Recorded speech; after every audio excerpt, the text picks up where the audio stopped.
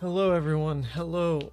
Oh god, I've been having some audio issues, so I mean, at least it kicked in the work meeting. Hopefully I fixed it for stream, but just let me know if something's off. Woman Sans in the background watching TV very loudly, by the way. So if you hear that, I apologize.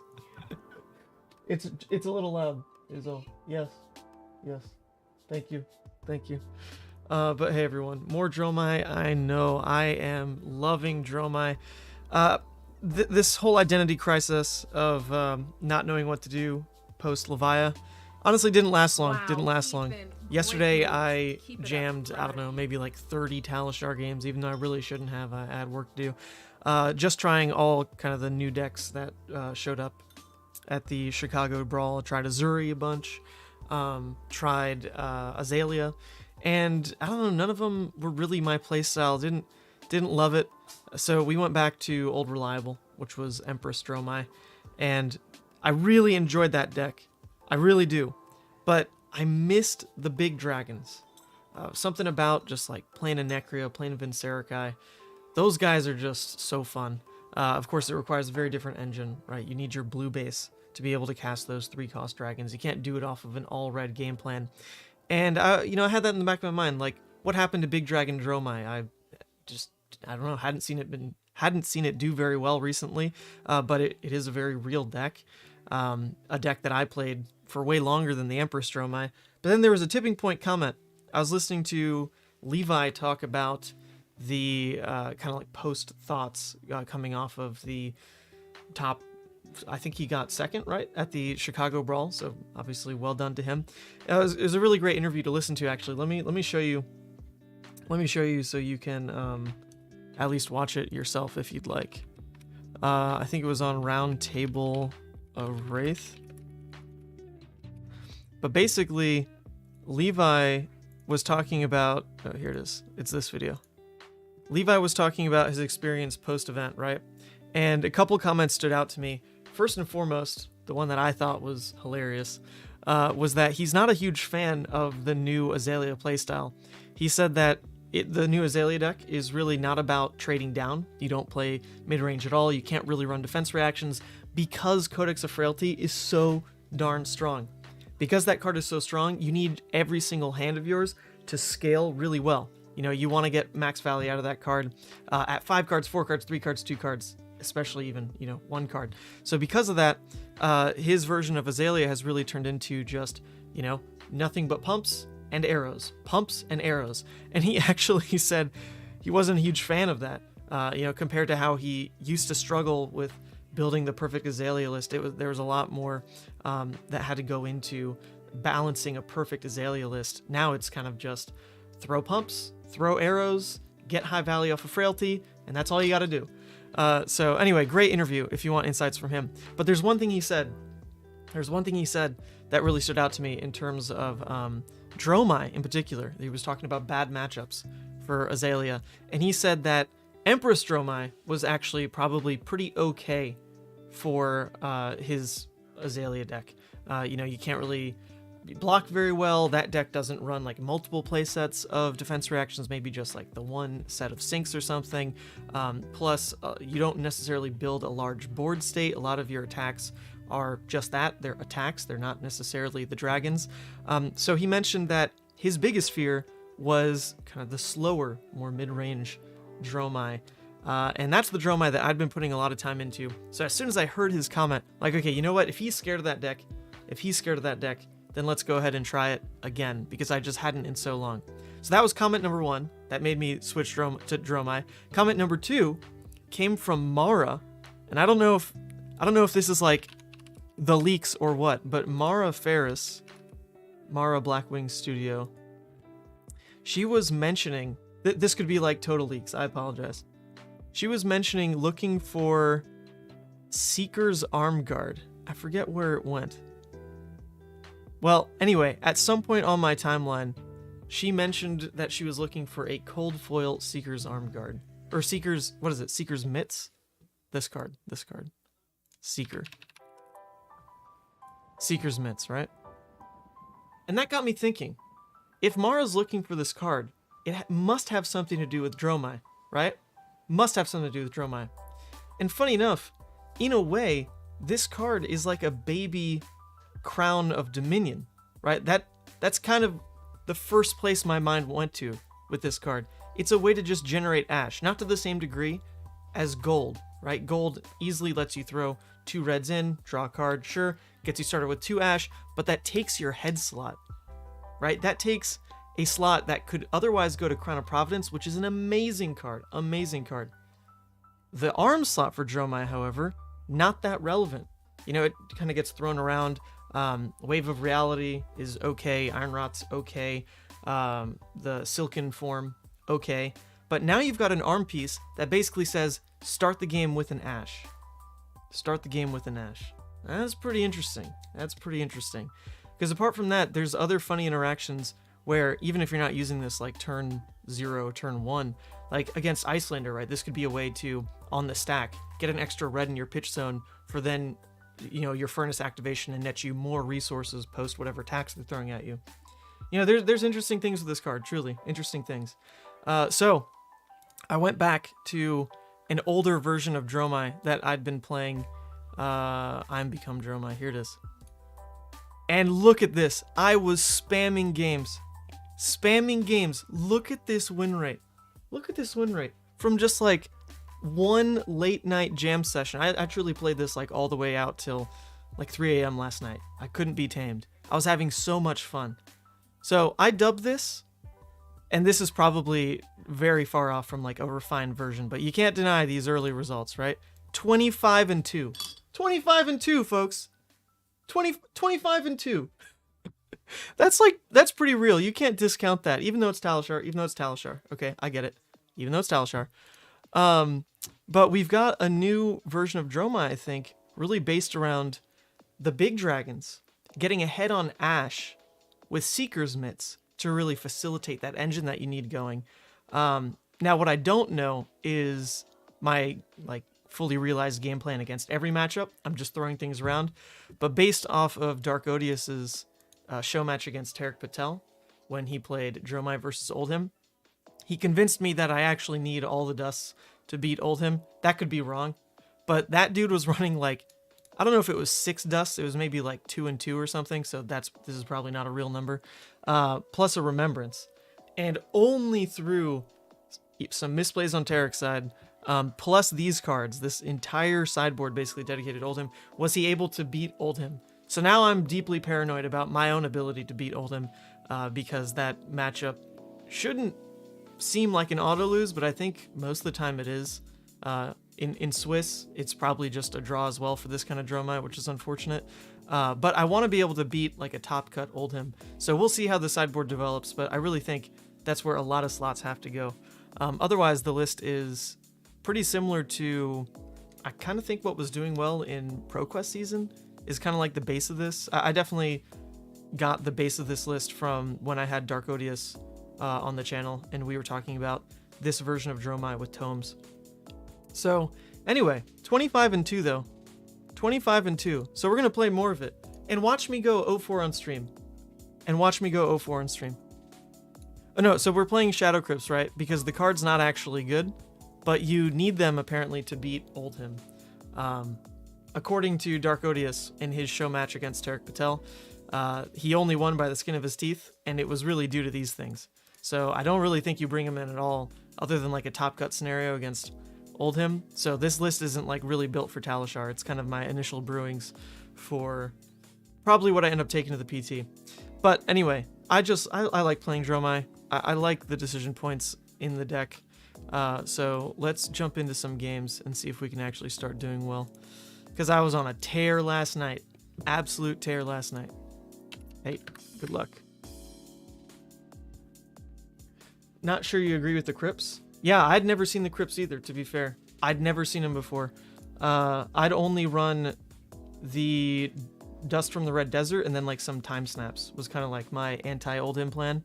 But I saw Dark Odious pull these off, and now I'm intrigued, and we'll see what they do. Obviously nothing in this matchup, though. But here's a weird one. Lexi right now could either be Ice or just kind of no-fuse aggro. If it's no-fuse aggro, we definitely want the Fates. If it's Ice, then we care about the extra blue.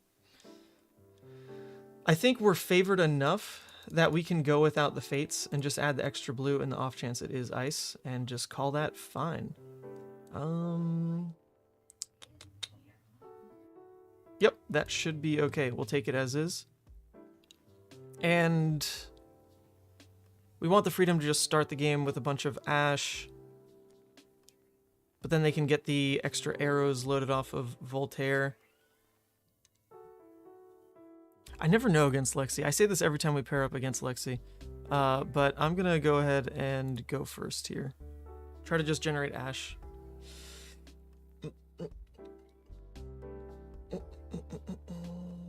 Been telling people to switch to Dromai for the meta. You made Riptide, but he's feeling like a pet deck into the meta, which is mainly Oldhim. Oh, that sounds miserable.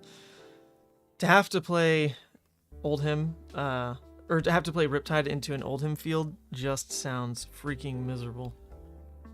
Okay, now this is pretty funny. This is kind of a Seeker's Mitts line, right? We could just start the game with Dominia. There's no way that's actually right, but it is funny. I mean, we'll keep the Dominia in Arsenal because that thing's insanely powerful. And we're basically going to start the game with 3 Ash. Unfortunate, though, because we can't flame scale here. But we're never actually paying for Seeker's Mitts otherwise. So let's just go ahead and get way ahead on Ash. Command and Conquer on top. Should feel pretty good if that's our 2-card hand, so we'll keep it.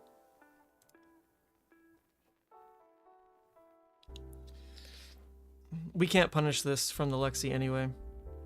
So we're basically trading the fact that they get an extra arrow in Arsenal for us getting 3 Ash. I will consider that okay. Consider that okay.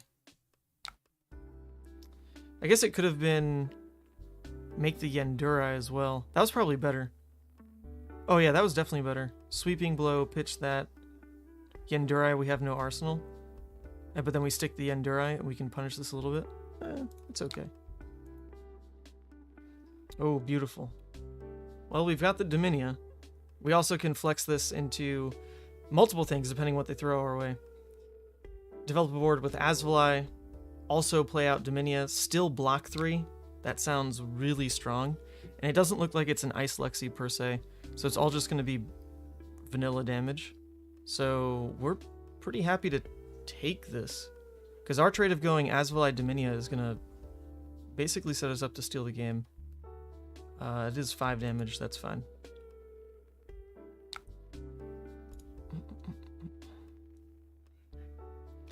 Now Remorseless comes through.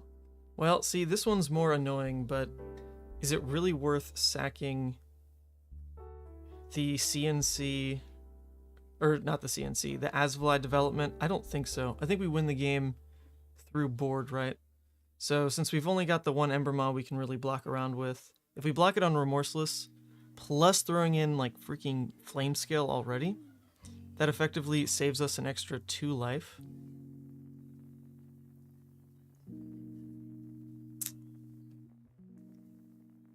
That seems really premature, but I'm gonna do it. I'm gonna do it. I think we have so much room with this play. That an early block on Flame Scale just to save some life will give us choices for later. And then this is fine. We don't really care if this hits. They were getting the Arsenal anyway.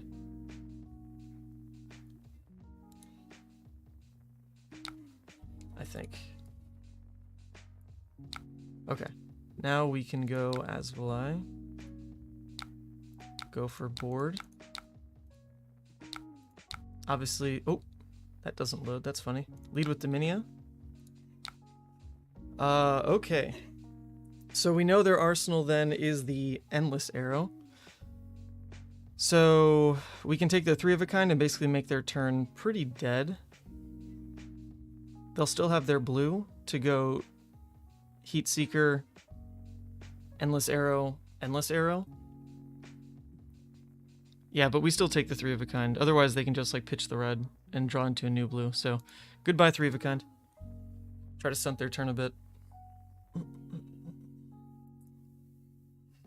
What's up, Mr. PMA? How's it gaming? Dude, we're 25-2 with this list. I know it's off stream, so does it count? But we're 25-2. 25-2 with this version of Dromai, okay? That's nuts. That's nutso. So, like, I hope I don't just, like, get trashed on stream. I promise I'm not terrible. The issue is always the fact that when I stream, it's the middle of a workday, right? Like, I just finished writing something for work. So, obviously, I'm, like, not quite in, like, the full fab mindset. But we're 25-2! 25-2! Oh, nighttime fab. Man, I spoke about good win rates, and boom, you just appeared. Because speaking of good win rates, that's our Bravo guy. Right there.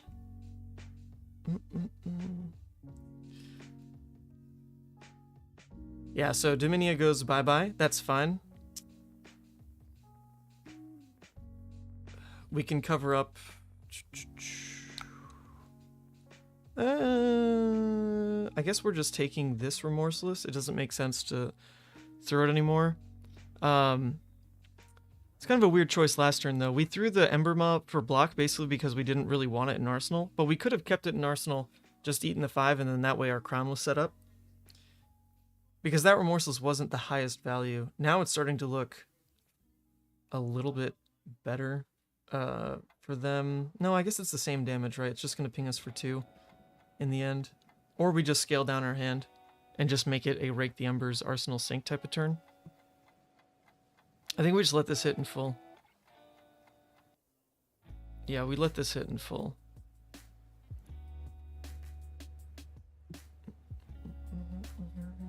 Hunter Garth. That list has dropped to 80%. Oh, get out of here then. No longer allowed in the chat. We only allow 90% win rate and above here. 93. 93 and above only. You like my layout? Hope no one steals it. Uh-oh. What are you threatening there? Okay, they commit snaps to board clear. I mean, it makes sense. It was Dominia. So there goes Asvali as well. So actually, that was the danger of letting the Endless hit, is it gave them the free board clear. So actually, we should have taken the Remorseless damage and just full blocked Endless Arrow. Would have been better. But now we at least make it weird for them, because if we just make a bunch of Rake the Embers, they don't love throwing Ashwings into that in particular. And we'll put this Ink below in Arsenal. Or not. We should probably just go E-Strike, draw a card, Arsenal. Yeah, we should definitely do that. It's just higher value. Oh, just in case they pop this, we should have kept the Sync. Oh well. Oh yeah, now the punish.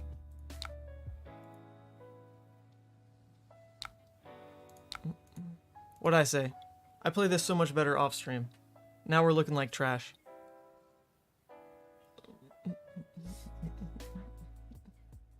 After watching the Chicago Brawl stream, I hope more people steal my layout. Yeah, props to that entire event.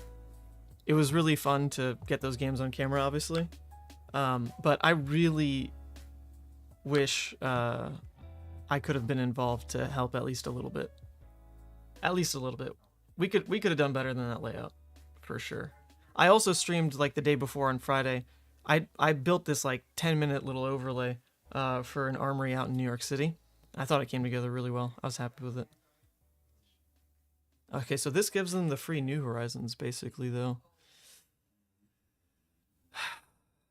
I don't really want to give up the Dromai, but it doesn't hurt to just let them have this and then our turns of Vincerikai. I think that's fine. I don't want to give them the New Horizons per se, because as of now they can only Arsenal 1.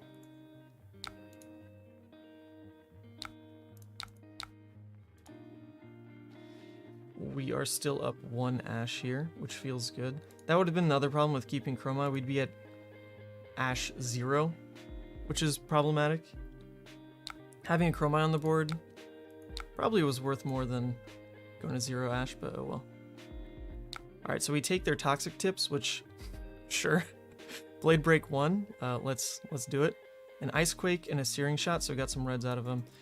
Their turn is definitely having to turn on the Vincerikai.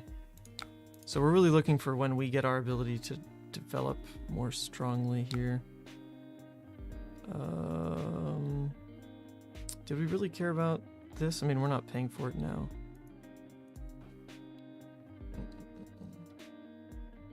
All your content is so clean, mad respect. Thank you, Edward. I really think I've just gotten away with easy content in the form of streams. I used to be so stressed out about like actually producing a video, and it was always like Levia based, right? So the viewership was never great because who cares about Levia, honestly? But the streams have been just amazing. People like to tune in. People like all kinds of heroes in the game, as it turns out. And I'm happy to oblige. Yeah, I think we just get rid of the Endless Arrow here. No reason to let them keep getting value. That was our misplay on turn 0. We just let them get the Endless for no reason. Now our turn is at least develop Asvali and make another Ash. Ooh, a Lightning Press. Oh, yo, yo. Okay. That Endless Arrow has been played like 6 times.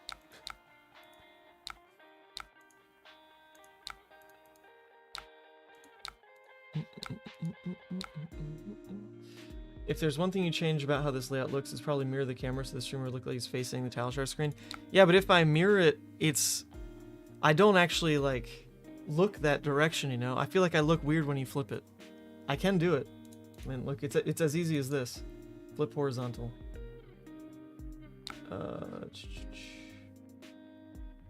Where is it? Transform. Locked. 1 second. Transform. Flip horizontal. Alright, there you go. Let's see. Do you like this? Do you like this? I feel like I look weird as hell. I mean, everything's backwards. That's backwards. But if it's what you want, we'll give it to you. Alright, so this would actually be pretty much how we reclaim tempo here. Set up Moragai into CNC. I mean, we're going to be eating a lot of damage. But at least one of their attacks goes to clearing Asvali. Man, 2 giant misplays though, just because my brain is still writing that writing that intro at work. Heatseeker. Yeah, this is annoying too. Well, it's okay, because at the end of the day, we are getting the CNC into them, right? It is still so much damage though. But the CNC into them means that the face-up they're going to get here probably is under threat anyway.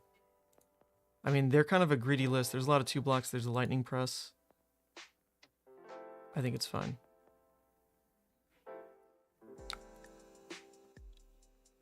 You're having issues getting Quell to work on Talishar. Is there something I'm missing? Yeah, you just have to click the little... There's normally like a little diamond here. And then the diamond will let you trigger like whatever that optional trigger was. So for Quell, for example, okay, they're going Endless at face.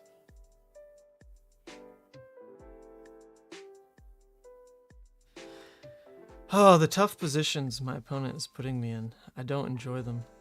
I don't enjoy them. But I think if we're going to win, it's a turn like this. Yes, we took a lot of damage, but we're about to develop Moragai, Asvali, and CNC them. They've got Codex face up. It's really not the strongest there. Oh, whoops, what the hell?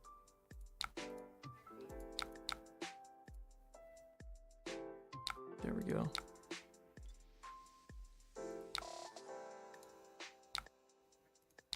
Here. You're staying right at my hand? Okay. Cool. Then we'll keep it, but I mean, if only you could see the actual other side of my hair better instead of it actually just being a mirror. I slept on this side of the bed, so this side's flat. This side's fine. But oh well. Wow, Ethan, great moves. Keep it up. Proud of you. All right, I don't want to get blown out by, I mean, they're obviously running CNC, so we're not going to swing Muragai. We'll just do this, which hopefully punishes because they did feed us a card. Okay, not necessarily. All right, so if that's like a pump into Frailty, that would feel bad, but Lexi doesn't really tend to run pumps. So we'll see what happens.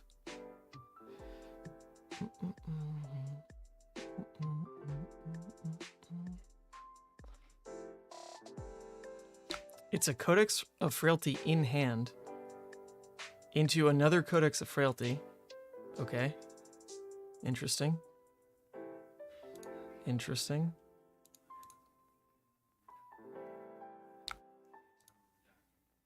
And they clear Muragai. And Endless once again goes to Arsenal. That freaking Endless. Oh my god. Okay, well, let's hope it doesn't get popped. That's pretty much all we got. Just don't get popped here, please.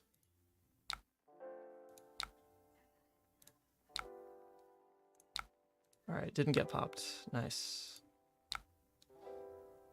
We want the Sink Below in Arsenal.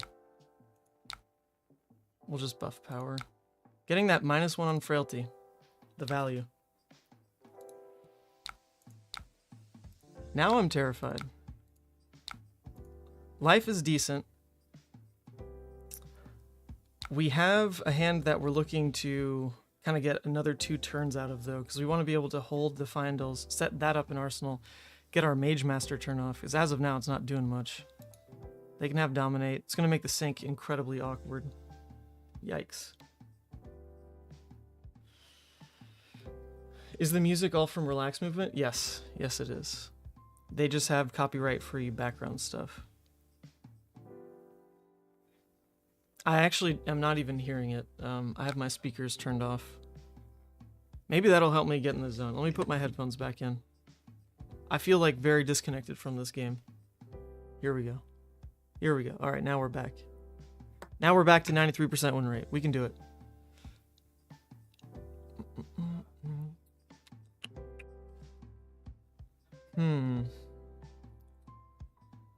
This is a terrifying turn. The fact that we already have the Frostbite means to pay for our turn Kyloria, we'd need at least to pitch the Tome, which is fine, like if that's the play we want to make. If we full block and just swing Asvali, that's pretty weak, but letting the Bolt and Shot through specifically shouldn't feel too bad. They can't reload anything. So let's just let that pass. What's the reason for Seeker's Mitts over Silken Form? I feel like an Ashwing is much better than Opt. It's not about Opt, it's about making free Ash when the game starts. You get to just, especially with this kind of Dromai, you have enough blues and yellows that sometimes when you're making an Ash, or making a dragon, you go -1 Ash. Right? Like you're making Vincerikai off a blue, well you lost 1 Ash, you weren't Ash neutral. And that can be a big deal for this kind of deck because later in the game you don't want to keep really inefficient red hands. It's harder for this deck to do anyway. So if you can start the game with an extra Ash, that's a big deal. I mean, it's like kind of the whole reason to run the Royal headpiece as well. Ugh, I don't want to pay into sync, but I think we do. Maybe I don't have to.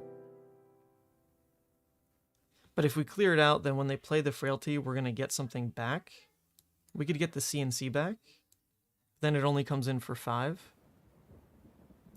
I think we kind of want that to happen, though. We're going to get the CNC back, so we need to be able to keep a yellow to pay for it. Or I guess a blue, right? So we'd keep Kyloria plus the blue to be able to Kyloria and CNC when they Frailty us. So we need to also discard a card off of the Frailty, which I guess would be the Tome. So we can go ahead and pay for the sync now, I think. I think that makes sense.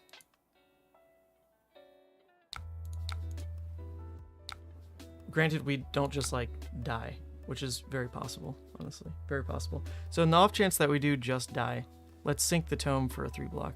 Because this card is what we would discard anyway. It doesn't super matter. That's alright.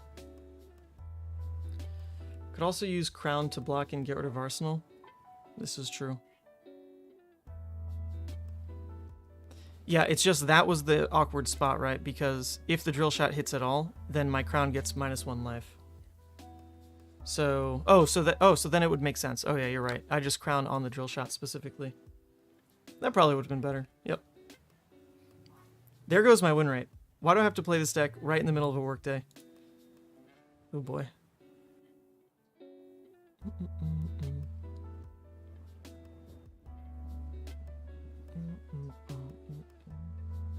Playing Sync is the right option. Okay. We like that. Yeah, I really want to try to keep this hand. They chose Endless Arrow. Lovely. Getting rid of Sigil hurts. But if our turn can be Kyloria CNC, I mean, we definitely go for that route, so we'll have to say goodbye to Sigil. It's not like this says go again, and it just goes to me. They can't pump it. I think we're fine then. We let it happen.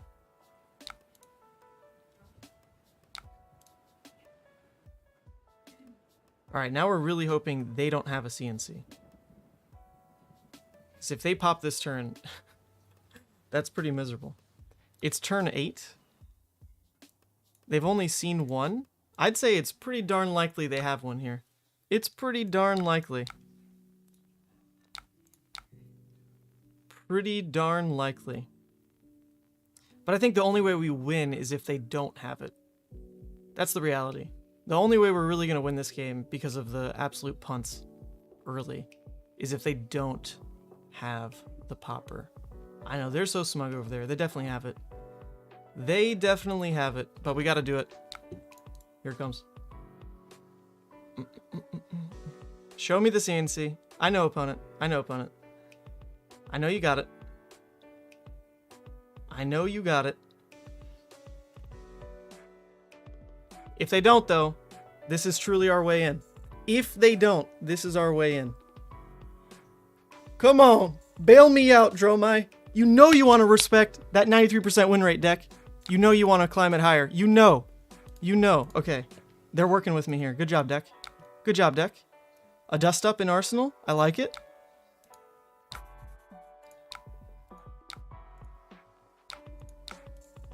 Come on, deck. You can do it. Oh, wow. Okay, now I'm terrified, though. At least setting this up helps us out with Crown. It's a Rain Razor's turn, though. Jesus Christ. Into another 3 of a kind. Oh, good lord. Hopefully they only get 2 arrows out of this. It's possible. No bolt and shot, please. No bolt and shot.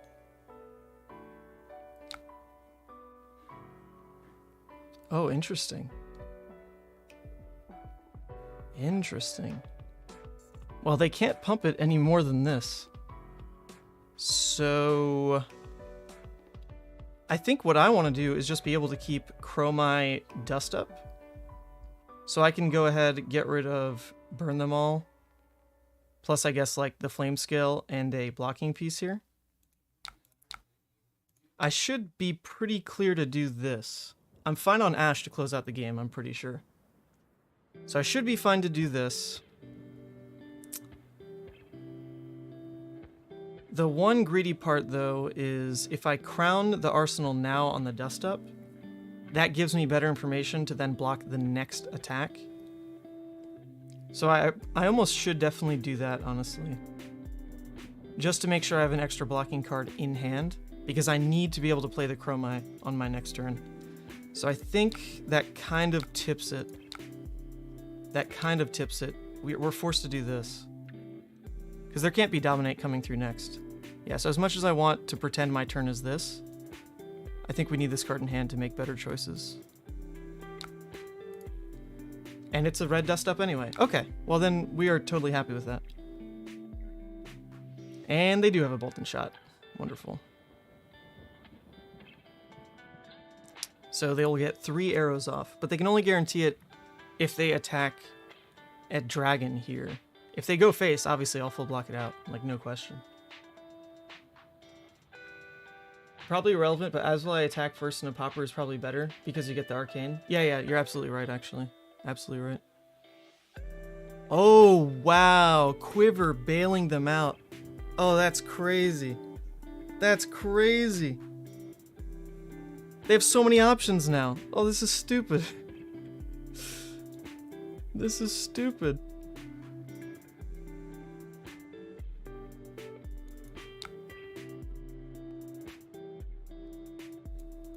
Oh man, this actually sucks so bad.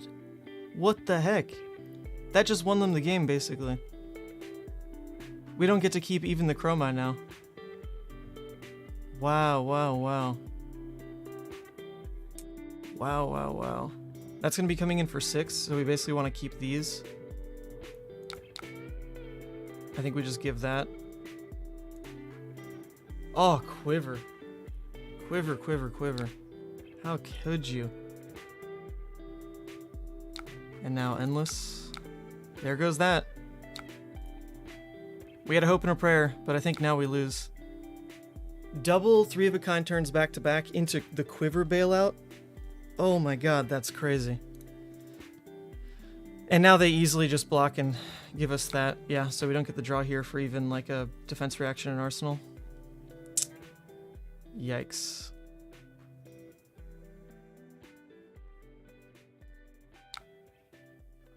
Okay. Sure. I mean, our 2-card hand is, I guess, this. And that's a maybe. So, I mean, we just keep blocking for now. We don't want to die to lightning press.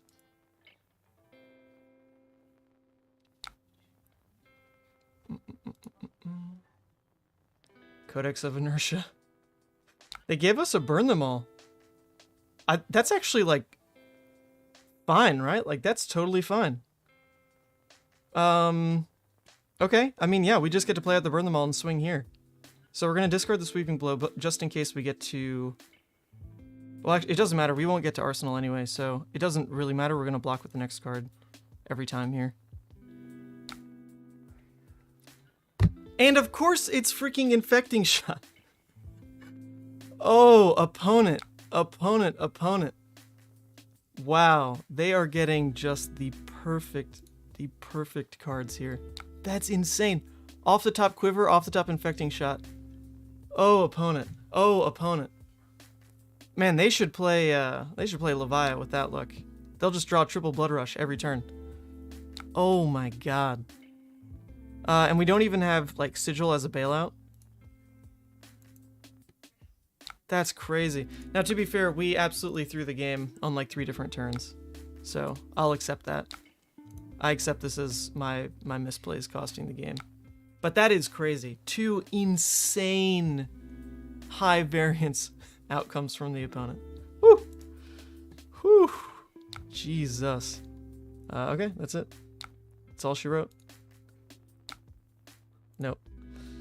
Yeah, that was definitely just our misplays, though. That really lost the game. GG. I've never seen a better card than that quiver in that exact scenario. Well, we punted the win rate. What are we at now? 88%? Oh god, I'm not allowed on my own stream. Not like this. Unfortunate. That's okay. That game was our warm-up game. Absolute warm-up game. Is this person here? Hello? Is this person even here? Okay, they are here. Sweet. Against Riptide at the moment, I think we just roll like any version. But in case it is the super hard aggro version, let's just add the extra fates. And that should be fine.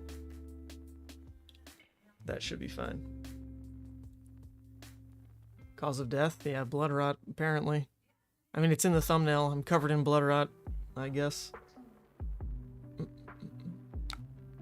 Have you tried Mitts and Dominion? Yeah, that's too much at that point. You don't need it. So it's for a scenario like this, right? Where I can just play the Dust Up and then Seeker's Flame Scale and still get Arsenal. So like, boom, I start the game with 2 Ash. That feels incredibly good. Incredibly good.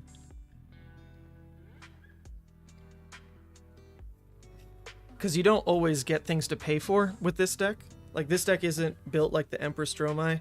You don't just have, like, Billing Mirage or, like, extra Ravenous or Scars or something to just always throw out and immediately start making Ash with Flame Scale. This version of the deck is way, way more oriented around dragons. So it is all about just Ash generation. Like, that is the name of the game. So what would we rather in Arsenal? I mean, Chroma is like a pretty safe Arsenal because we just know for a fact we'll be up on Ash. But Necria is like kind of a big deal, especially since it looks like they're built aggro. So Necria is kind of the big deal dragon because all we need is a blue to really start ripping. So I think we want to Arsenal the Necria. That could be wrong.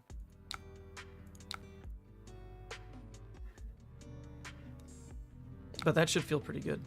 Ooh, and a Tomultai on the top. Wow. I'm kind of feeling it. Are we going to draw a blue? I mean, if we draw a blue, we have the Necria line anyway, but the Tomultai makes it, like, even better. So let's pretend we draw the blue. Tomultai on top early is pretty hot. Pretty hot. Yeah, so just like that, we start the game with 2 Ash, and that kind of just is the bread and butter of this entire deck. We need to not go to 0 Ash. It can be really hard to recover from that point. Dang. No blue. No blue. It honestly was too greedy to keep Tomultai there. We should have just bottomed it. Because there's only, like...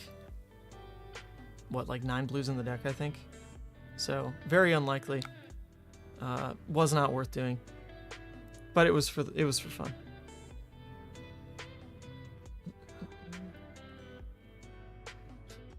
Amplifying Arrow is great for Lexi. Yeah, seems like. I mean, with the Rain Racers, it's a 0 for 5 yellow. Sure. The problem is it's not ever like a 1-card hand, right? Like it doesn't help Lexi when she's already down. It just kind of makes when she was already good a little bit better, like marginally better. Okay, if all they're doing though is E-Strike into whatever that is, I could be stupid greedy and just like eat this whole turn to make Sweeping Blow Necria my play. That seems really bad. I think the much safer line is just Dust Up. That's it, and just wait for a more live hand. But either way, we're not blocking this. Any deck list for today? You're gonna mess up my win rate. I'm not sharing the deck list. Let me make a copy of it. Oh wow, it's a codex already. Well, our arsenal is already set, and the frailty won't affect us, so actually it doesn't matter. They got the death touch that they blocked with, though. And it's getting the premeditate buff. How disgusting. How disgusting. Well, that makes the sigil feel a lot worse. I mean, if that was a 3-block, then we just go, okay, block 3, Dust Up, return. Now we can't do that. I don't really want to let that hit, so we're just going to take the block as it comes. Not do anything on our turn. That's fine. We'll wait. We'll wait.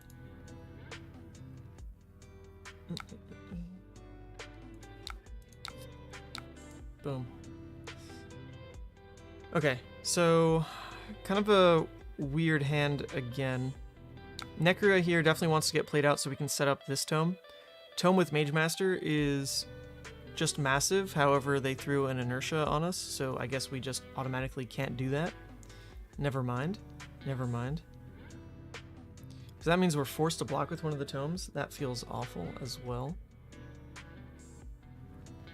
Or we just play around keeping this, Sweeping Blow, Tome, Necria, and just block with Vincerikai. That's probably fine. We'll just make that our play. Make that our play. DM me the deck list and we'll get that win rate back up to 90%. It's fine. You all can have the deck list. I don't really care. It is just I'll screen cap from the beginning of the stream when it actually was 93%. I mean, I'm gonna tank it more than anybody else. You see me today? Jesus.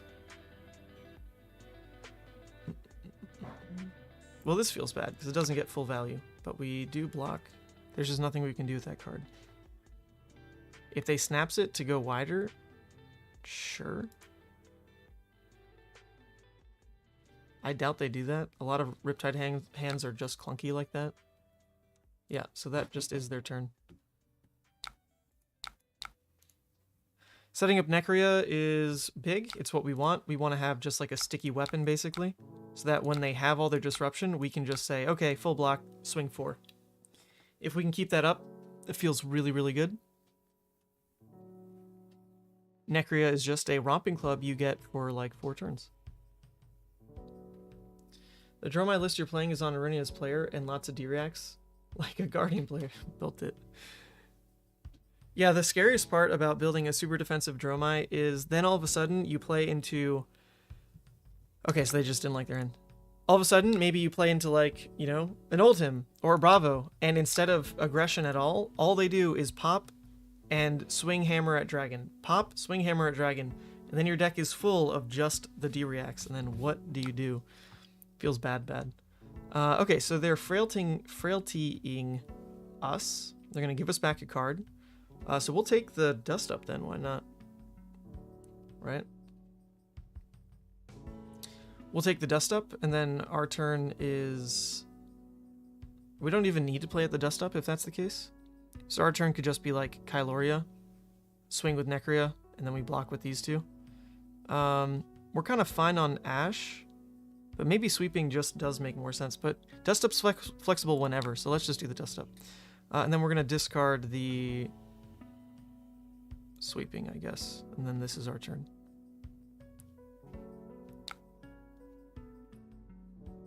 Oh, okay. I mean, this is still fine. We'll just swing out with Dust Up. Low value. Low value attack. But it's at least a minor on hit, and we get Fate Foreseen in Arsenal. Because they're built aggressive, I am going to favor the Fate Foreseen a little bit higher than Dominia. That could just straight be wrong, though. It's just they're... I don't know. Dominia... We haven't seen a blue yet. It was probably better. Hold up. I'm going to undo that.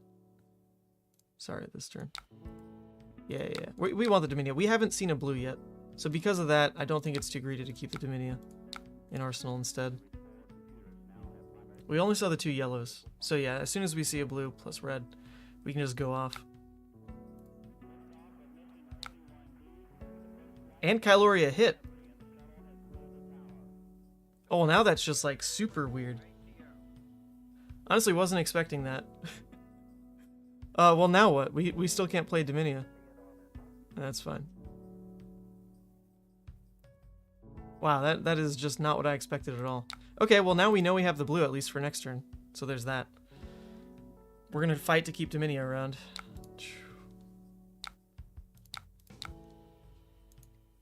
Boom. Cool. We can block here, try to keep Asvali maybe. But yeah, Dominia is definitely the better keep. What am I even thinking? This thumbnail is kill me. That was me at Pro Tour 1. I'm not doing a cosplay at Pro Tour 3. I just don't have the time at all. Okay, so we're just gonna Fate Foreseen just to Fate Foreseen, block some damage. Otherwise our turn is Asvali Dominia. Seems good. Another Asvali on top is actually fine because we'll be at 2 Ash at the end of the turn. So we'll take it.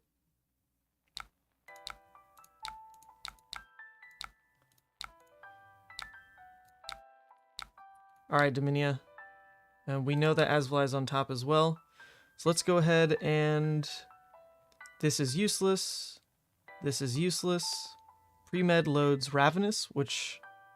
Ravenous is like their only way to kill anything. So I think it's just safer to get rid of Ravenous. Then they can't even kill Dominia. Unless they crown into something. So yeah, let's get rid of that. Goodbye. Yeah, so that's their only chance. Honestly, probably pretty likely, because they can at least just premeditate, load whatever it is. Oh, I guess they don't even need the load, because they've got Tunic up to load with Death Dealer if it's an arrow.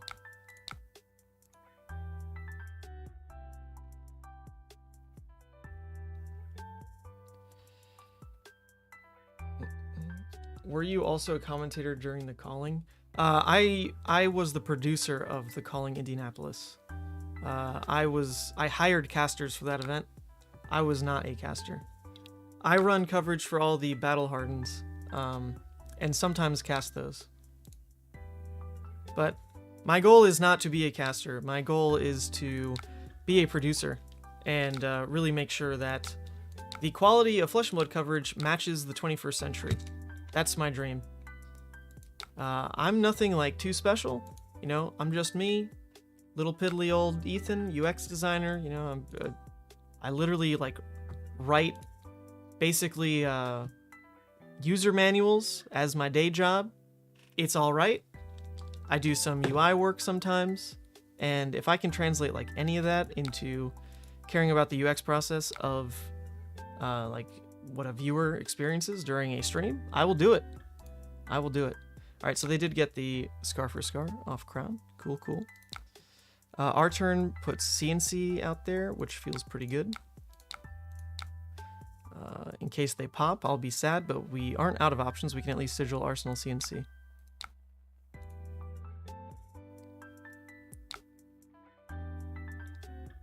Oh, don't we know they have Collapsing Trap, though?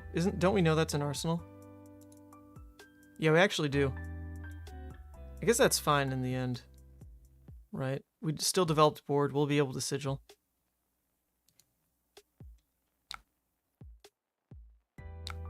Oh, they don't play it. Well, that's interesting. I really figured they would. Well, that's their mistake. I will let it happen. I will let it happen. Your voice is 95% matched to my good friend and it's surreal. Who's your good friend? Is it Sam O'Byrne? Because when I sought out Sam to do the casting, oh, you know what? It wasn't even Collapsing Trap and Arsenal. They pitched it on their turn. Didn't pay attention. When Sam joined my team for the calling, I was so happy. The dude is just like a better version of me in front of the camera. I missed that one arcane. No, I clicked on... Wow, Ethan. Didn't I click on Riptide? Moves. Keep it up. Maybe I Proud of didn't. you. That would suck if I didn't.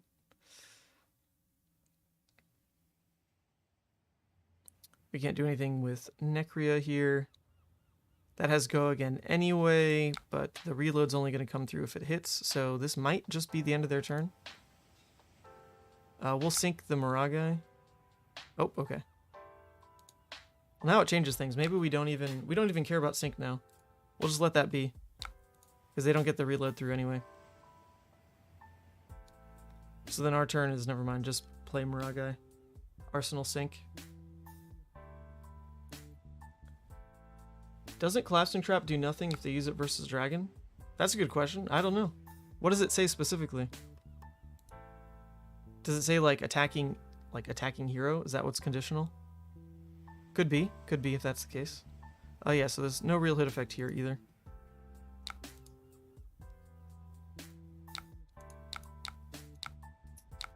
Let's go Yendurai. All right, let's actually check. I'm interested in that. I know that the Crucible of War ones don't trigger against dragons. This says when it defends an attack with go again, the attacking hero. Okay, yep, so it doesn't trigger. Attacking hero. Cool. More reasons to not play Riptide, folks. Don't play him. His interactions suck. Oh wait, we were hit with Seek and Destroy. Oh shoot, okay, we'll make an Ash out of it. We'll make an Ash out of it. I'm so bad at this game. That's fine.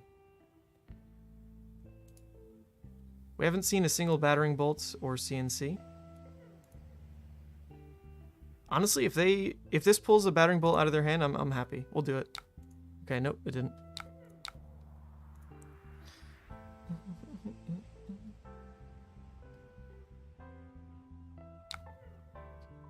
Wouldn't that still hit you since you're attacking hero? No.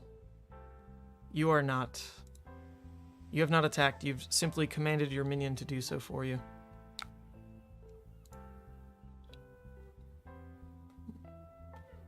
Those interactions basically never came up as Levia, even though she has Blasmafet. But technically, yeah, that stuff's been around for a bit. Okay, so now this one's going at my face. No on-hit effects to contend with this turn. So if we can get the Tome in Arsenal, we love it. So let's just block with CNC, play out Dromai, Sigil, Arsenal, Tome. That sounds like a fine turn.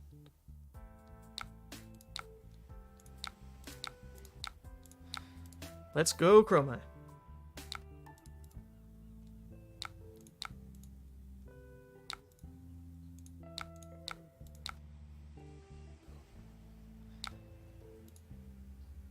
And we Sigil, and we Arsenal Tome.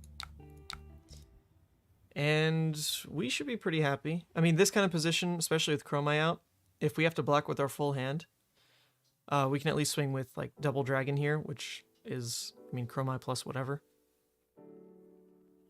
It's one of the powers of, well, I mean, it's not like this hand's truly unique to this version of the deck. Empress can do a similar thing, but Empress tends to have more 2-card hands, and sometimes their board is less developed. Although these dragons aren't even like the unique ones for this build, so the only unique part about what we're looking at here, board state-wise, is a Tome in Arsenal. But a Tome is a huge swing point for this kind of deck. If you can use the early ash that you generate, right, into a Tome play, and then just fill the board with dragons and get closer to that state of have an overwhelming board state and be able to block heavier when they ignore your dragons, or if they hit your dragons, just dump more dragons. That's where the deck thrives. So Tome just feeds really well into that. They can't really pump a Scar, so I think we're fine to just let it be. The fact that they're going all face is a little worrisome though, because like shouldn't Scar just clear something? I think I'm gonna let it through though. Probably wasn't necessarily worth it. Okay, so they're going to go for the Endless Arrow clear on the dragons, maybe? Guess that makes more sense for them. Yeah, sure. Sure. Go for it. No, they don't have Dominate in Riptide deck. The only thing that would scare me is getting down to, like, you know, 2 life. At that point, I wouldn't be able to swing with, like, a sweeping blow. I guess CNC would be fine. And we already played through all okay, so actually we played through all 3 sweeping blows. It would just be like our last dust up that could really trigger a trap. And I guess E-strikes. And we just wouldn't play him at that point. Okay, see, so this is the scary point though. We don't want this to hit, especially since it would reload. So I think we'll give up our armor here. Because the larger our hand, the more we heal anyway. And we can get rid of the rake just in case we draw into a 3-block, which we did. Nice. Alright, well, we know this is an Endless Arrow, so well done from the opponent. They actually had basically 4 value per card consistently that entire hand. Pretty darn good. I mean, we still basically win, though.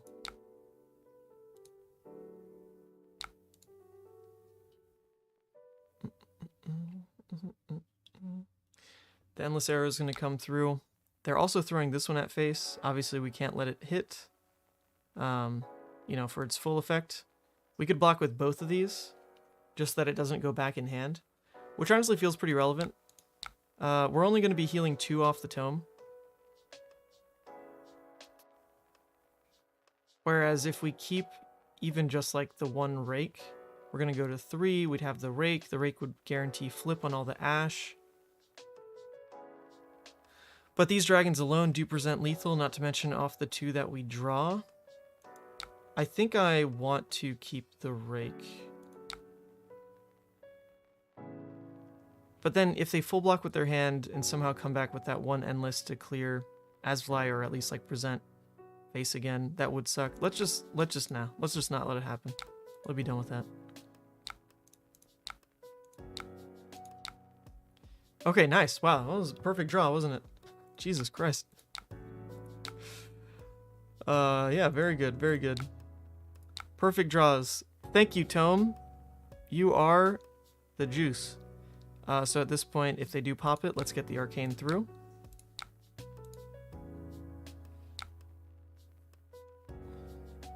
Dromai's Yu-Gi-Oh! Ramp deck. Lamau. That's one way to spell it. Okay, so they let that through. They're probably going to block with Tunic on the Kylori, but let's see it. Let's make them do it now. Well, actually, if they hit it, dies. So, yeah, that's it. Okay, GG. Are we back to 90% win rate? I must know. I must know. 89? What? What the hell? We lost one game. And it went from 93 to 88. Now we win another one and it doesn't even break 90 yet. Oh, annoy. Alright, well, let's keep going. Let's keep going. I don't want to just play against Rangers. Even though those Ranger decks can race you down, it is more interesting to play other matchups. Like this one. Let's do it. Hey, good luck. Playing against Obama. Wasn't aware he played Fab. Let's do it. So I've played against several Uzuris at this point, and most of them try to, believe it or not, just go the Arachne route, which is board clear, and then hope to fatigue you out.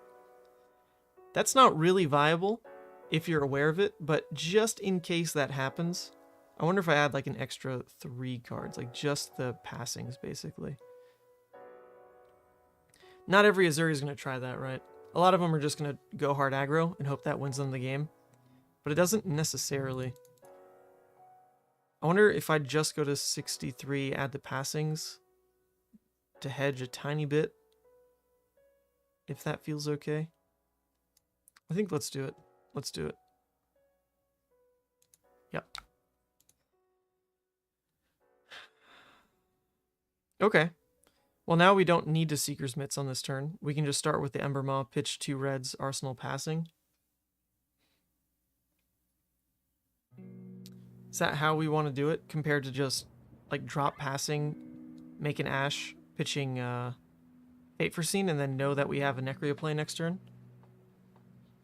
I think you don't really get to use Seeker's Mitts at any other point. So I almost do want to do it. But it's a question of passing and 1 Ash versus passing an Arsenal and 2 Ash. Huh. Interesting. I think I want to drop the passing.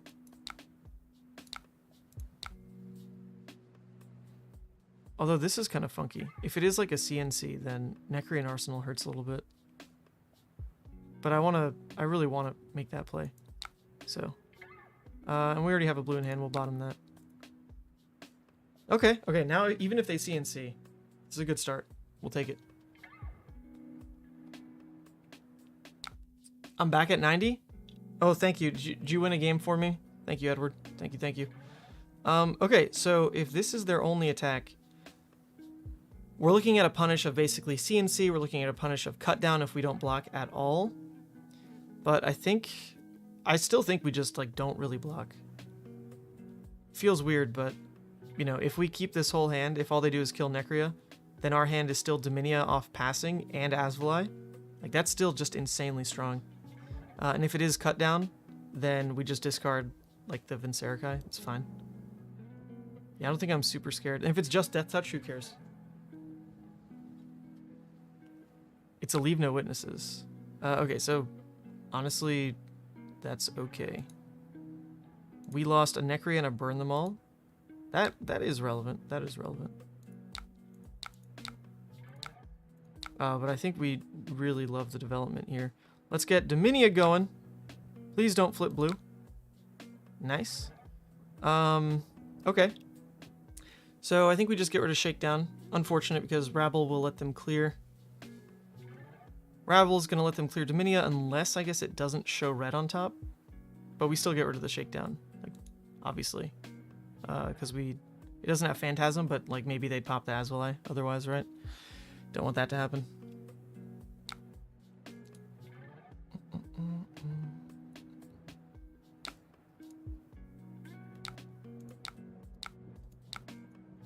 Asvali. Ping, ping. Now, depending on what they drew off Crown, their turn could clear both, though. Like, even if they got just like a, whatchamacallit, like a stealth attack, they can go Rabble here, Stealth Asvali. That would suck. Alright, nice. We got some Ash Generation. Although Burn Them All is way too early to play out. That's fine. That's fine. Like, literally no reds in Graveyard. Rabble, they're playing it safe. Okay, they sunk a extra damage just in case they didn't hit. But then wouldn't they want to just always do this first and Spider's Bite second? It's alright. Not going to question it. And then we know that that last card was a red shred, so they can't clear the passing again, which is very cool for us. I think now we want the Fate Foreseen in Arsenal, so our turn is just going to be make sure we get this to the bottom. Unfortunately, this eats the passing. There's no other way around that. Unless we just like don't play Sweeping Blow this turn. But that's not going to happen, so unfortunately we'll let it be. If they pop it, they pop it. It gets a swap out of their hand if they do. They don't pop it. Okay. Take it. Now our Ash is looking very healthy for the rest of the game. We have our Tome that we want to draw, or that we want to set up. I think we're looking okay. Yeah, this is a bad move. Could have cleared the passing of the dagger. Yeah, for sure. For sure. Hey, but none of us are perfect. I'm literally sucking. I'm sucking, and I'm still here live with over 100 viewers, which is... I don't know what that does to my ego. Like, am I just masochistic? Is this really like the Levia player incarnate, where I just like love looking like a fool? I mean, I play Levia at like every event, so the answer is probably just base yes. But now we're doing it live even. Okay, they buffed the leave. They could flick knives on the nerve scalpel. I don't think we care though, because like we're playing out the fate anyway. So I think all we do is just block fate. That's it. There's no way that's all they do with their turn. They're probably gonna snaps here, right? They should. They should snaps here. Good morning. In good money and sucking on camera. There's no money in this, Pentragarth. You're insane. You're insane if you think there's money in streaming. Are you kidding me?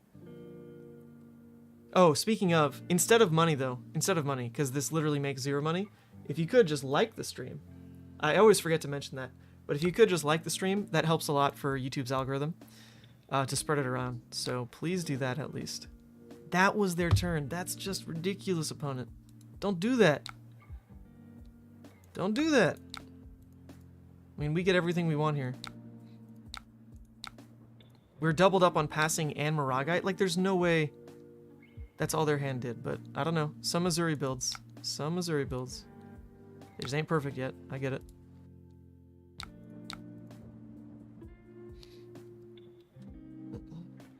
Can confirm, we do this for the love of the game. Oh, that's true. And there's not many of us. There's Edward, there's Yorgosh, there's me, there's Card Advantage, there's... the card guys, I think like once a week as well. So really not many people commit to streaming Flesh and Blood. I mean, I get it. It is Talishar as well. It's not like the most engaging platform, but I think most people know Talishar these days. What I really want to do at some point, I just have no bandwidth for it, is play in the new UI. I just like, I don't know, something about it I'm just not quite used to seeing yet. I love it. I actually helped build it. But, I don't know. We're just not there yet. I feel like it would make me even worse. We're not there yet. So let's go back to the old ways. Oh god, and now it of course like mega zoomed out. What on earth? Where did I have it before? Here? Yeah, I think so. Oh, that's odd. Look at that. I didn't have it set to flip on the other screen. Oh, I like that. It's kind of cool.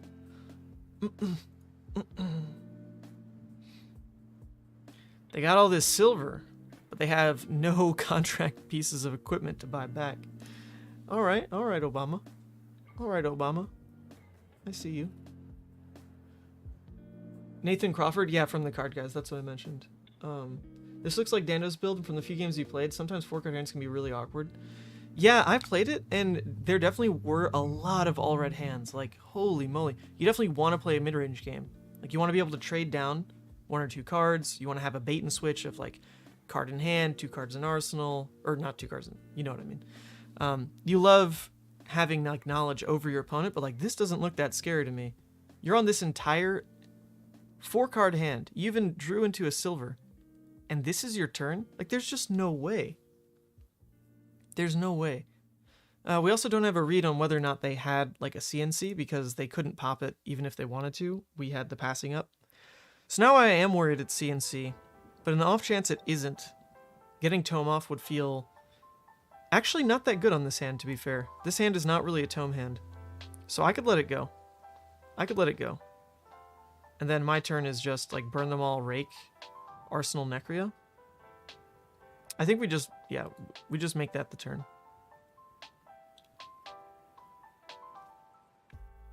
Dromai is also the worst matchup for Assassin in general. Yeah, that's pretty true. They can't take all of our good cards with the shakedown. Like, any one of these is fine, because any one of these starts the turn.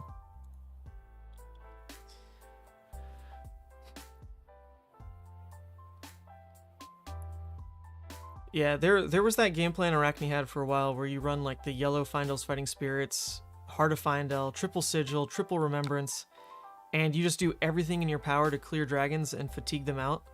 And the only time I lost to that ever was when I just straight disrespected an Eradicate and just let them, you know, mill like 7 cards. And in those 7 cards were like 4 dragons. It was like, but that's not like a real game plan if the Dromai player is ever using their brain. Which I was not in that moment. I was definitely not. Okay, so now we've actually got an interesting choice. We could go for the tome off of red here on the mage and tome itself. And then we know that we'd be able to trigger Flame Skill because we could just at least like drop the Asvali to kick things off. Which actually I think I would rather be burn them all anyway. Oh, GG's. Okay, I get that. I think I was... we were about even on time, but yeah, it was taking too long. Yeah, I mean, that's not the most interesting game. And I feel like my opponent didn't know what they were doing, but we'll take it. That was under competitive CC. It counted. It counted.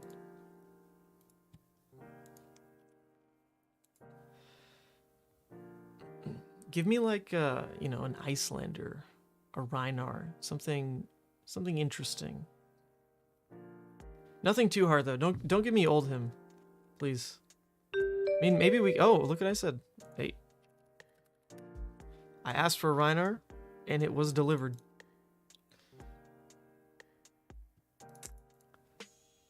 Rhinar can be interesting. For this version of the deck, it definitely is harder to get damage through. Definitely is harder to get damage through than with like a redline version, because so much of your kit is literally just the dragon attacks.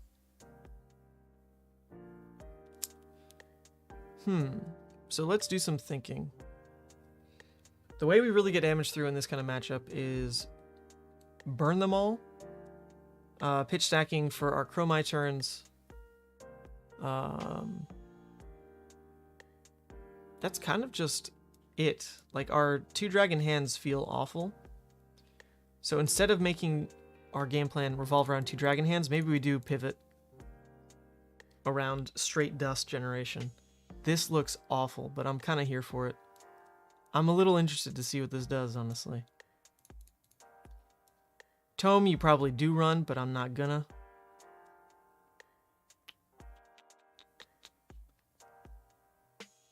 I don't know what you would cut when you want to add this kind of junk. Because going to 66 feels mega awful. These help play around full Intim hands, barraging beatdown, but that could be the cut if we really want to just go to a clean 60. I'm willing to look like a fool. I'm willing to just YOLO. So perhaps we'll do it. I'm also pretty sure you don't take Ghostly Touch against Rhinar, because they will just end the game before it's relevant. But like I said, I'm willing to look like a fool.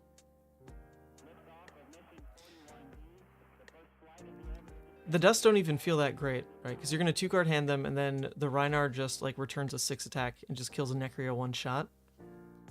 But that at least gives you room. What do you do with that room? Good question. Good question. Oh, yeah, no sand cover. It's just the double Oasis. But sand cover would be good for this matchup. I'm just going to wing it this way. I'm down to try. I'm down to try. Absolutely down to try. And they took gamblers, so they're going to be rolling. And maybe they just roll ones forever. I would enjoy that. Okay, we're just going to start with Ash Generation. That's going to be it.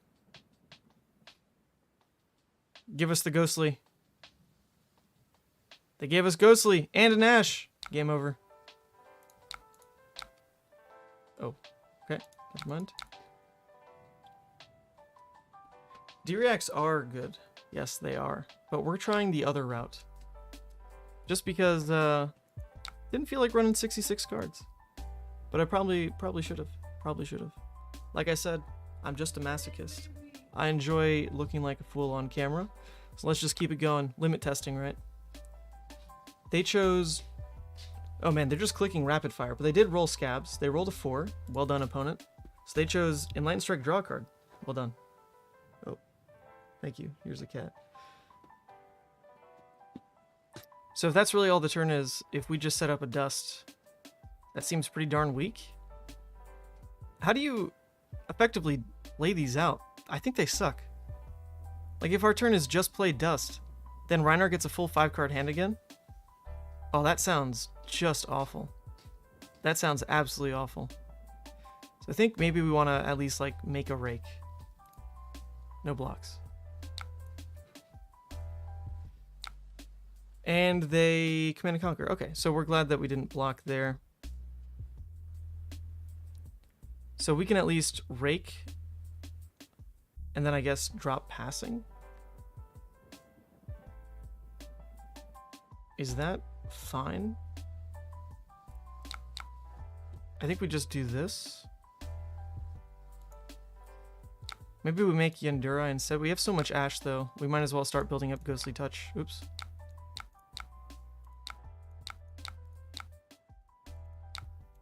Sure, let's do that. Pretty much a do-nothing turn. Pretty much a do-nothing turn. Alright, they are rolling. Let's go. They rolled a 4 again. Well done, opponent. Well done, opponent. They main Rhinar for a reason, it seems.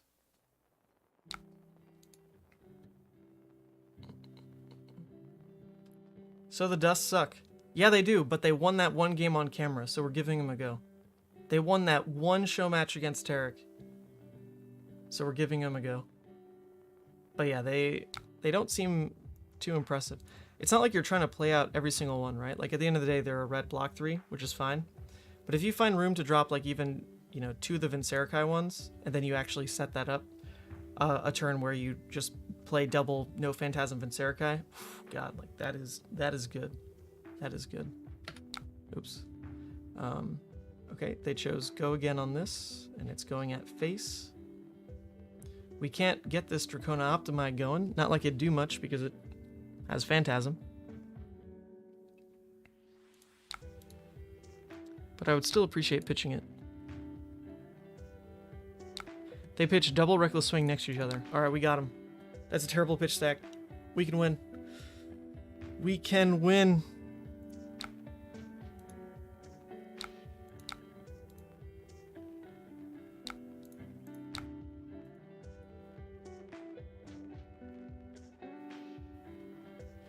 Although Reckless Swing does not even proc on, whatchamacallit, on dragons. Same deal. There's no attacking hero.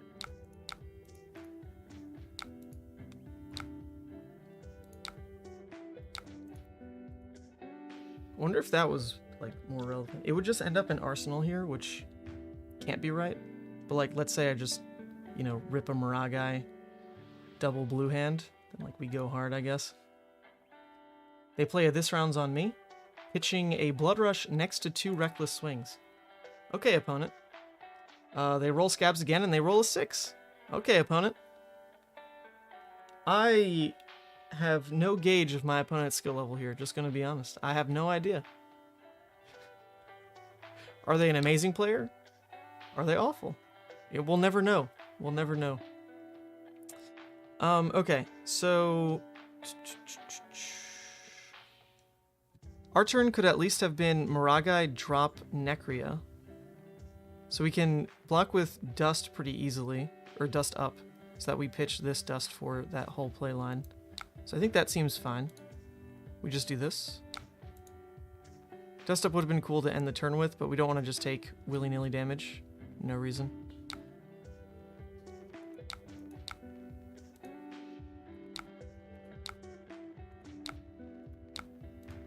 We are under this round's on me, so the Ashwings don't do anything. A little unfortunate. Let's at least present that. All right, we made an Ash out of it. Okay, that's it. That's our turn. Look at these 2 actions without go again in the pitch stack here. I'm looking pretty embarrassed too, huh? Sure. We have Tomultai. They have another Blood Rush. That one was from hand. So another pitch stack is Reckless, Blood Rush, Pack Hunt, Blue Pummel. Okay, so in approximately like 6 or 10 turns, if we live, they will have like a do-nothing hand. Let's remember that. We'll have 1 popper in like 10 turns. I'm sure I'll live that long. I'm sure. I'm just convinced. So on a turn like this, they should always clear Maragai. You just throw 1 claw face, 1 claw Maragai, and then throw attack face. Like, that's pretty standard. But we don't know what our opponent's necessarily up to. Either way, I guess we block around just keeping Maragai so that we can go sweeping Maragai off this. And, like, that's at least a play. Tomultai would be cool to just slam onto the table, but it would mean we take a lot of damage. We would take tons of damage to just slam Tomultai here. I wonder if it's worth it. Because they love rolling Scabskins. If I could just get rid of Scabskins, that's kind of its own win con. Screw it. Let's do it. No blocks. No blocks. Okay, this opponent has rolled 4, 4, 4, 6, 5. Just for the record. 4, 4, 4, 6, 5. For the record. For the record. Opponent is a good player. Opponent is very good. Opponent is very, very good.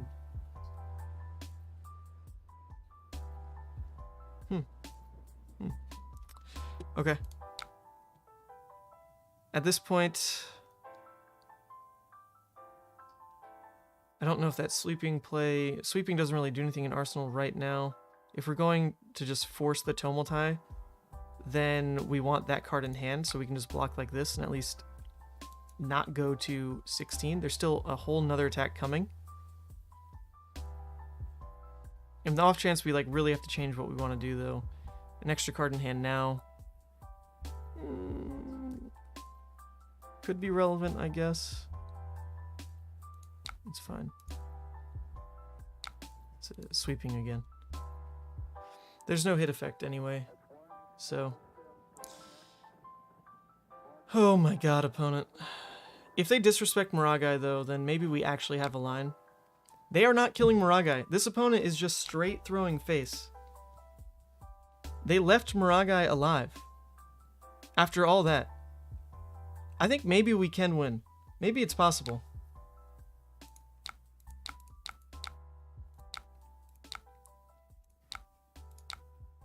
What did we reveal? Dust and Invoke. Alright, Scabs, get the hell out of my life. Thank God we did it. We're not on bad Dromai. We're on very good Dromai. This Dromai, here, Mara, you want the proof? You want the proof? Look at this Dromai. 23 and 4. And I'm... Wait, are all these losses mine? I put the list in chat. I feel like I only had 3 losses. But that could be wrong. Because when I started the stream, I was 25 and 2. 25 and 2. We're definitely not performing that well anymore, though. We're falling off hard. I'm washed. It's confirmed. And I also don't know anything about this matchup with this version of Dromai. With the Empress version, you can just you know, go face. Just go face. You have enough attacks that there's going to be leakage from all that kind of damage. Not to mention when your opponent has to eventually turn on your board state. It normally feels pretty good. But this version, I don't quite know how you navigate the heavy popper matchups. Lucky for me, my opponent has left Moragai around for like 3 turns. That's one way to do it. That is one way to do it. I wish we had a Dromai. Dromai would feel nuts. But at least we can now chip here. They have no arcane. Maybe this is our win con. Necria. So their turn was Blood Rush into a 6 roll into Savage Feast, discard Beast Within. Was their exact Blood Rush turn. It actually wasn't that bad. I thought they'd clear Moragai with the Claw and throw one more attack face, but they did neither of those things. So in the end, I'd consider that a win. Consider that a win. Where'd it go? Here. All right, now do we just like drop dust though? Is that how you're supposed to do it? Like a Vincerikai with no Phantasm would be absolutely nutso. It just would. But a 4-card Rhinar hand is still pretty scary, so I think we have to keep pushing a little. We don't need more Ash, so I won't hit Necria. Okay. We haven't drawn a Dromai yet. Dromai might unlock dust plays. I think this one is important. So we're gonna get rid of the dust up. Add that to Arsenal. Ah, dang. We would have liked to have it then. Is there a way to get the list? It's right here. Don't mess up my win rate, okay? Please, it's all I have in life. They finally kill Moragai. Not like they ate a lot of damage in exchange. Feels bad. We can start to double burn them all of them. But we really want to establish the dust. It's just weird. How do you do it? How do you do it? I guess we could just Mage Master. That is like way premature, but it is possible. But it is possible. I feel like if that's ever the play, you definitely wait until there's other threat on the board. Because as of now, there really wouldn't be much else going. It would just be the Vincerikai with no Phantasm and like Necria. That can't be right. So as of now, let's just drop the second burn them all.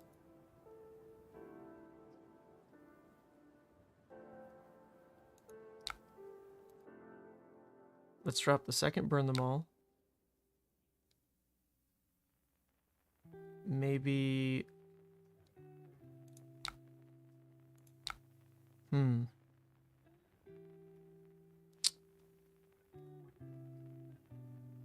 Oh, I can't just dust.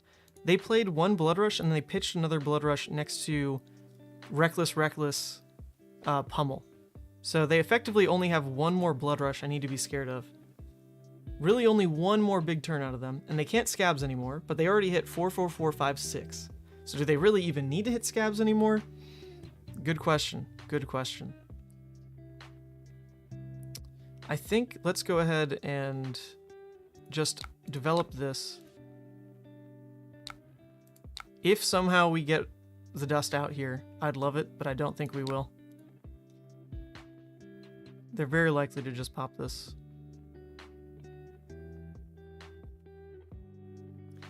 They could also be waiting until I swing with one of the bigger attacks, which they don't do. Okay.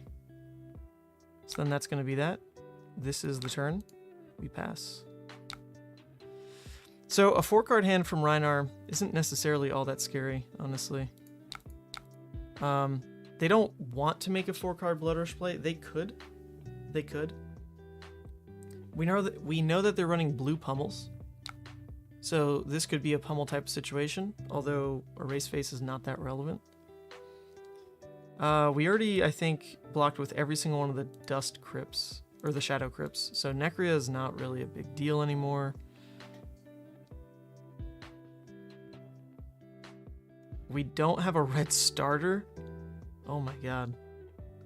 That's quite the clunk. If they do pummel, we can lose a Vincerica. It's fine. What I don't want to do is just take 6. So I think we do just have to lose the dragons. It's a sigil. Okay.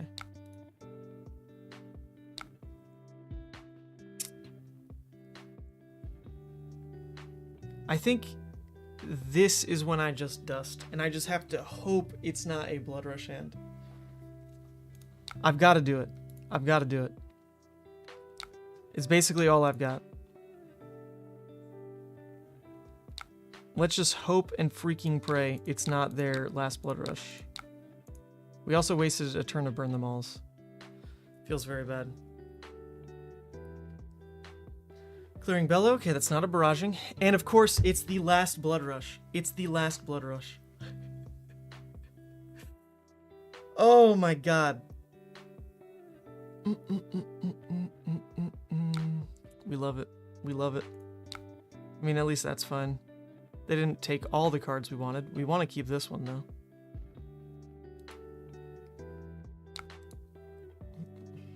Yeah, this Rhinar main is definitely on the right hero.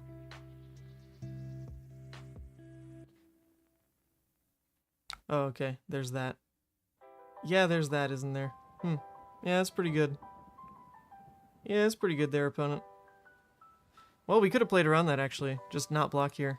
The problem is you don't know if they're going to intimidate on that last attack. So, we basically... I guess didn't have to block there, but it's more often than not correct to throw it before it's intimed out. But this does suck. This does suck.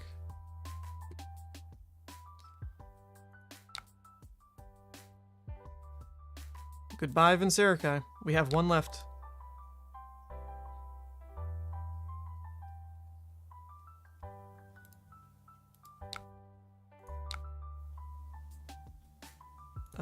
Do we care about more Ashwings? I guess if our win con is just pinging with Burn Them Alls, yes, we want more.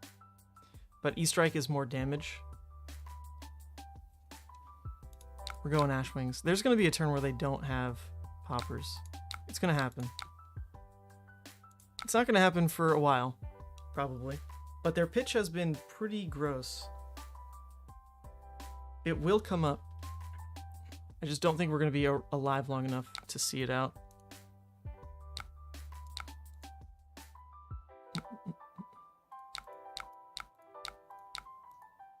We lost to Burn Them All. Rest in peace. Swing big. It can't be pummeled. Swing big. We enjoy that.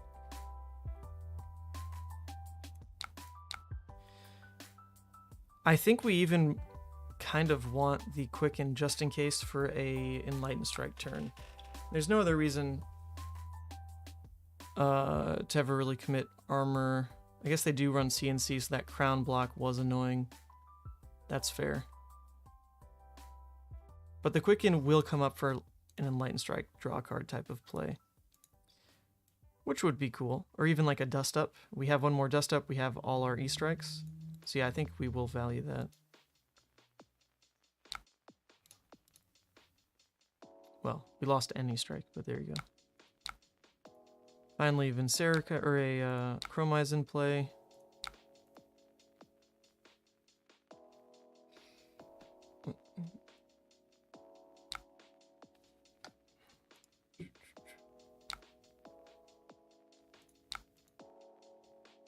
So it's turn 10.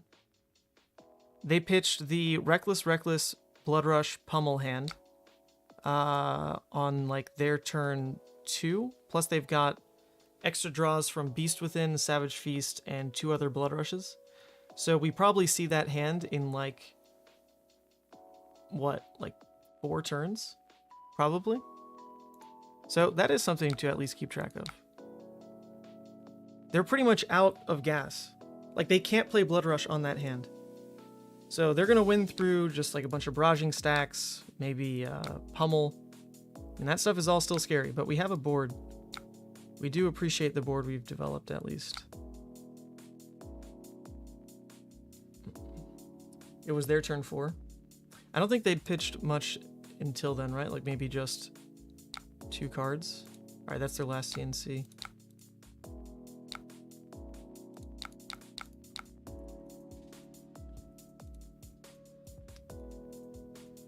We're also out of Burn the Mauls. This is our last one, and it will break on the next turn. So Arcane is not really going to be our finisher, unless it's specifically Asvali, I guess. So the E-Strike got Intimidated, which is fine, because it's kind of what we want for the quick and draw card play anyway. This Dust is useless, and we want to save life, so we should feel fine about those kind of blocks.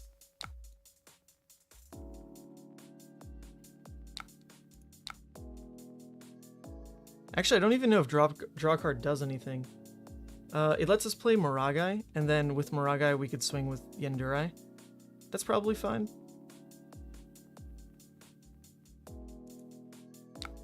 Yeah, sure. I'll still say draw card. It could also just be buff power and then swing wide with the board. But then Moragai is probably going to pull attention from them, and then if that's the next turn that we draw into our Vinserikai, that would feel pretty good. I don't remember if we pitched the last Vinserikai or if we haven't seen it yet. So that's my bad, but we definitely haven't seen Chromai's other than that one. So I think we do want to plop the Moragai down and try to pull focus. We don't mind pitching the Asvali either. Or rather, playing the Asvali. Nah, I think we do want to do this.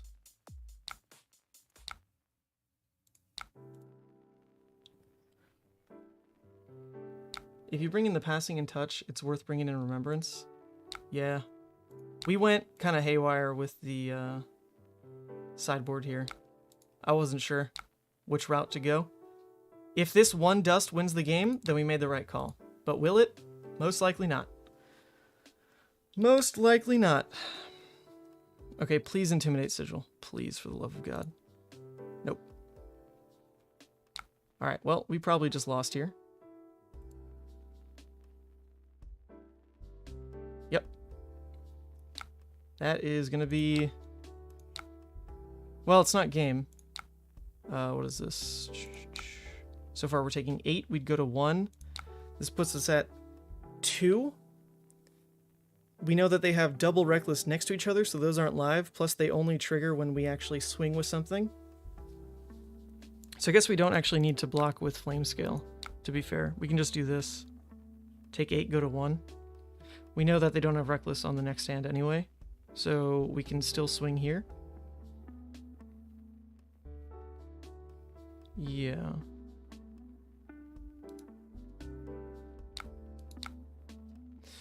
Alright. We're at 1. We're at 1. Lovely. Yeah, so they don't have Reckless in this hand. We've seen them pitch all 3. They also run 3, which is kind of odd, honestly. Kind of odd.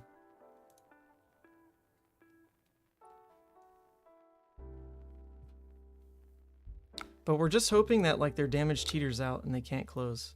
It is possible. It is possible. But if they come in for, like, even 2 more breakpoint attacks, I'm going to be hurting. Because I did not take any defense reactions in. Just tried to live it up. We tried something different with this sideboard plan. I'm not sure I like it. But we also know that they're running into a turn with no poppers. And the way that they've been pitching, they definitely have conserved like a decent amount in deck. But there is that one turn that shouldn't have any. I'm not going to swing with Moragai. And this in Arsenal can at least cheese lethal. Swing big, okay. Sure, so we want to just keep Dromai, and we can block with these 2.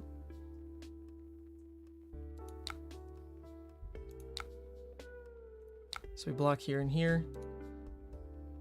We sigil. We live. Yeah, they're disrespecting the board. I think we could do it. We could actually do it. They are wildly disrespecting the board state.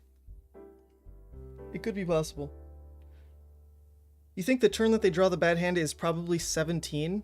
I don't remember which turn they pitched it, but it was 2 turns back to back where it was Reckless, Reckless, and then Blood Rush, Pummel, and I think like a Pack Hunt was also in there. I don't know where it lined up in terms of like the other cards in that hand. So that's my one worry.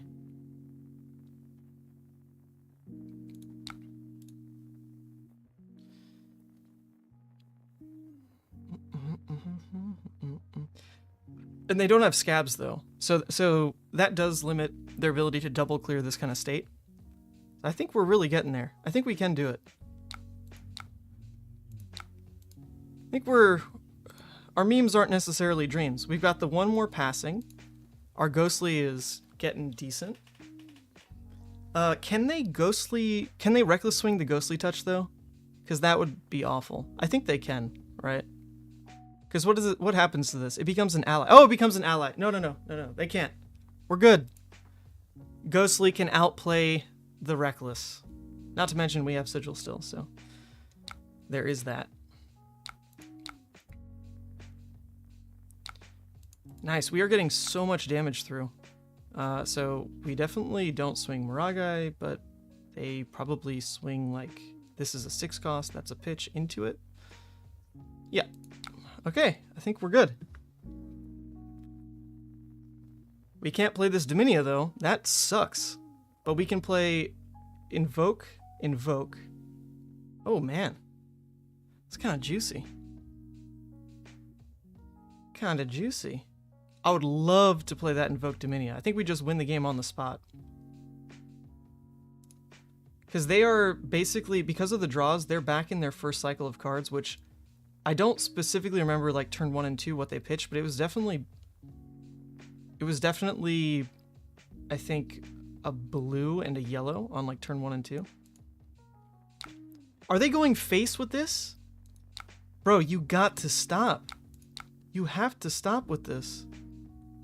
I think now we give the flame scale. Doesn't matter if we give the flame scale. I think we just don't want to show that it's a sigil. So I'm fine to do this and just go to 1. I don't want to show it's a sigil. Yeah. Okay. Oh my god, this board!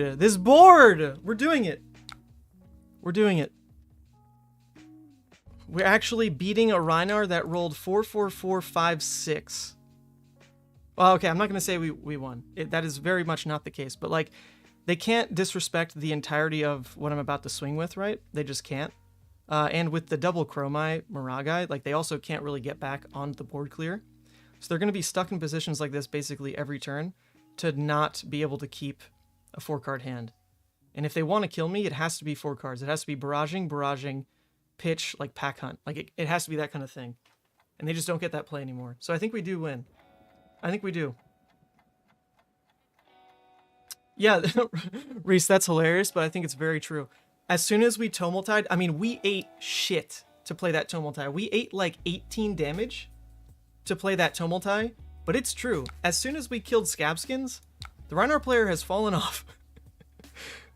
This player in particular loved their Scabskins. So for us to get around that has felt really good.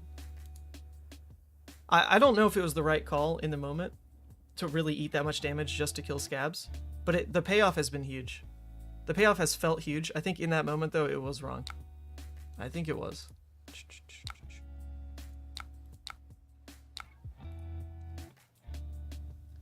I don't know if Rhinar actually through. The one choice they had that was blatantly wrong was on their Blood Rush turn, they just didn't kill Maragai. Other than that, they've kind of stuck to the same game plan all game of just like, let's burn face and hope it wins. But the one time that like they really should have stopped, because they were ahead, like with their rolls, with their Scabskins rolls and with their Blood Rush draws, they were kind of in the right to want to just play aggro, because they had an amazing game going for them. But as soon as they played that second Blood Rush and knew that the third one was pitched, I think that should have been the point where it's like, okay, we do clear Maragai on this one claw swing, and we have to change it up. That was the one big misplay that I remember, at least. Yeah, he's Dragon Locked now, and the Sigil and Arsenal is just choice, absolute choice right here. Yeah, we don't need to swing the Maragai. We are safe from any 2-card hand. It can't be another swing big. We have no non-blocks in the deck anyway. We should be fine. There's our last Vincerikai, although it's not next to a blue. Alright, so this is the turn. So this is another reckless swing. So actually, wait, so that's either a second Reckless or the next card they draw is a Reckless, depending on how that lined up.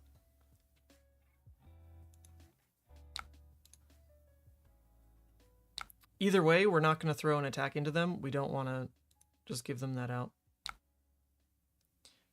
So we can play the Vincerikai on Dust here. I think that's still good enough to just, like, win. Or we... Oh, because we don't have Flame Scale, so we can't go for the, like, Yendurite Command and Conquer line.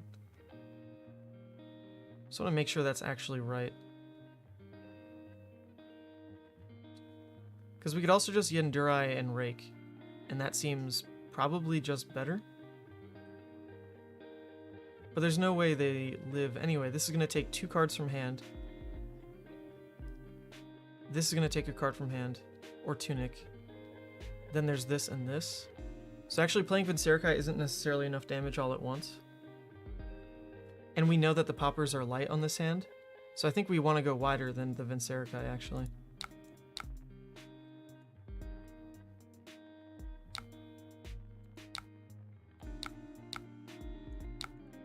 Here's a cool interaction. We had this dust on the field, so you can play Invoke. Oh, wait, hold up. I think Talishar is bugged in how that operates. But it's going to let us select this Ash. Anyway, we could have done it in the other order. It doesn't matter. It's all the same. Yeah, this is better to actually guarantee the lethal here, though. Vincerikai didn't necessarily win that turn. But this will do it.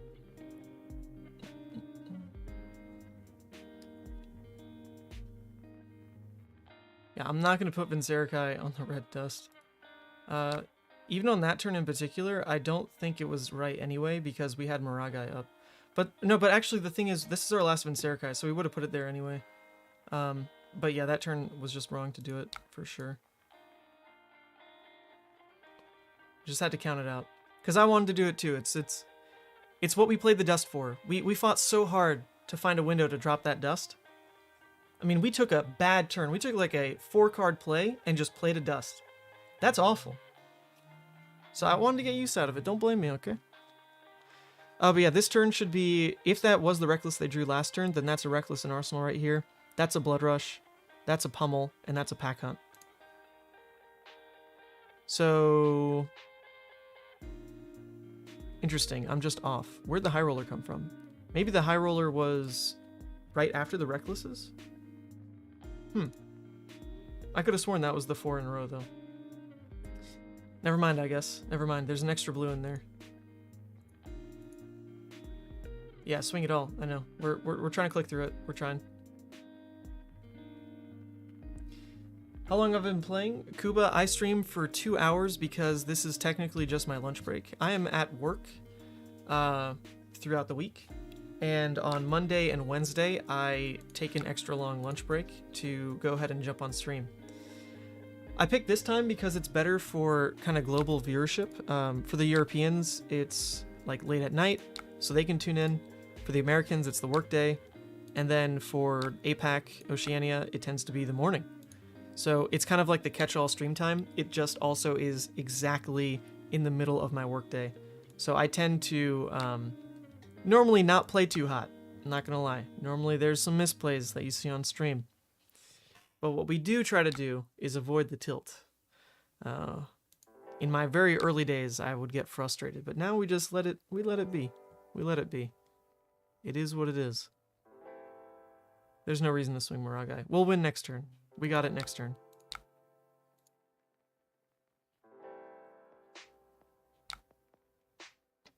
They kill Dromai.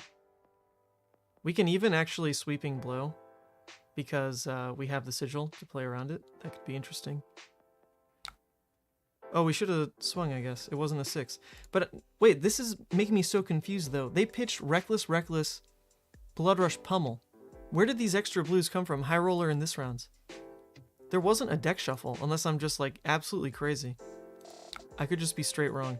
All we need is our last Asvali, and we win anyway. I don't want a Sweeping Blow because they could have the double Reckless, I guess.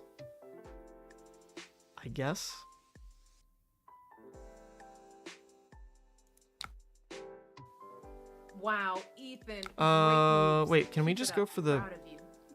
Can we go for the ghostly touch play? Not really. We can just play out passing, though. But it eats the same trigger as Miragai, so it's not worth it. Yeah, it's not worth it. Oh, there goes the red dust, though. Alright, I've done something incredibly wrong. What happened here? This, but then it could be the double reckless. I really doubt it works, but if that's a reckless in Arsenal, then they can make their odds better.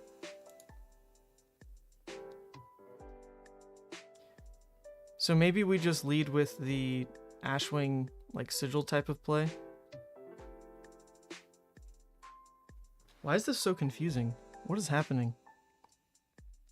What is happening? I think let's do this instead. I know technically that play is actually illegal. I don't think it's supposed to work like that, but we're on Talishar. We'll abuse it.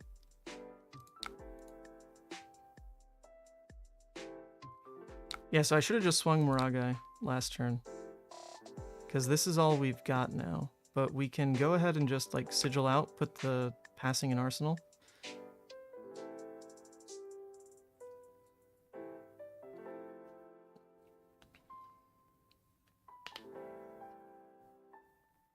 Do we actually lose? What just happened with their pitch? Am I just, like, insane?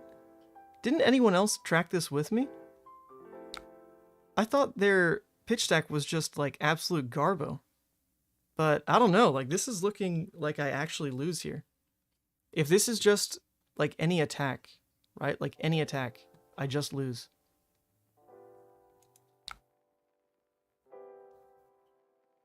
But it can't be. Like, that's not what they pitched, unless I'm absolutely a crazy person. Like, this should be a blue pummel, right? Or something. I'm gonna stop calling it like I actually know what's going on. Because I clearly don't, I guess.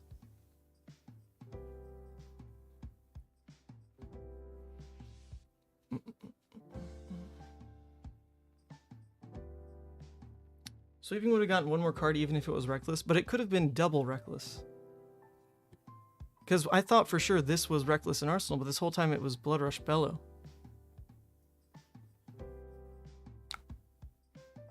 Yeah, so we actually just lost this game. That's crazy. Wow. That's crazy. I mean, well done to the opponent. I really messed up how I was tracking their hand. Like, just egregiously. Egregiously. GG's.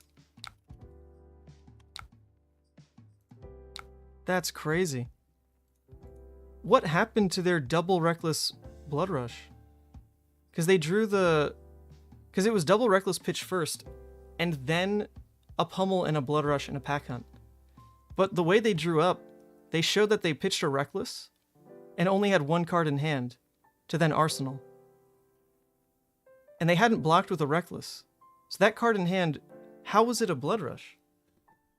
I think I'm just insane. I'm just not smart enough, I guess. I really want to go check that VOD. I swear to God they pitched double reckless, then pummel, then blood rush. And these were on separate turns, so you couldn't put the blood rush ahead of the reckless. Like, you just couldn't. Alright. I'm insane, I guess. I'm insane. GG's opponent, though. Well done. Yeah, we should have just swung Miragai no matter what on that kind of last turn, though, as well. So that's also my bad. We just gave him the one, because it would take a card no matter what in that scenario. They either take the card, they pop it, or I just don't swing, and then they go back and clear Dromai. But Dromai was actually more important in that scenario. Damn. I'm trash. I'm trash. But we tried. I mean, the fact that we got that close and basically should have won, other than my own throws, is really incredible, because that game was 4-4-4, 5-6 from the Rhinar player. We started like 14 to 36 or something crazy. This is what I get for playing the deck in the middle of a workday. I'm gonna say it again because it is like mildly annoying. We went from 23-2, or 25 and 2. What was it? To tanking like this, just because I'm not in the right mindset. That's all right. That's all right. I do have to call the stream because I have to go back to work. That's kind of the deal with these middle of the day streams. But it was fun. It was fun. I probably convinced like no one of the power of the deck because we played it like ass. But hey, that's all right. The stats were there. Well, you've been insane, so that isn't different. You're smarter than more than think.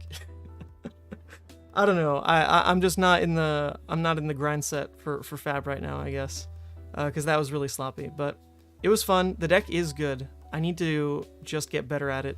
And to be fair, we played that entire game without a single defense reaction for no good reason, mind you. No good reason. We just wanted to try the dusts.